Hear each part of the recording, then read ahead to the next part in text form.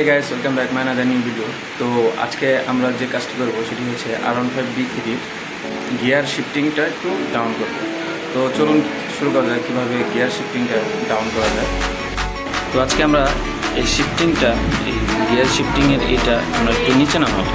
তো আমারটা একটু বেশি উঁচা হয়ে গেছে। লাস্ট টাইম অ্যাক্সিডেন্ট হওয়ার পর এটা লাগানো হয়েছিল, তো এটা পারফেক্টলি লাগানো হয়নি। তো আজকে এটা একটু নিচা করবে। তো এটা নিচা করার জন্য আমাদের ফার্স্ট অফ অল এই দুইটা নাট খুলতে হবে, এটা আর এটা। এই দুইটা নাট খুলে এটা বের করতে হবে। আর এইখান থেকে এই যে এই জিনিসটা লুজ করে, এই জিনিসটা হচ্ছে এই যে এটা লুজ করে এটা একটু উপরের দিকে নিচের দিকে নামাতে হবে। তো চলুন কাজে চলে যাই। এটাকে খুলতে হবে, এই প্যানেলটা খুলে নিতে হবে। তো আমরা আগে এই প্যানেল দুটো খুলি। এগুলো খুলতে হলে আমাদের লাগবে এটা দিয়ে আমরা এই নাটটিকে খুলব।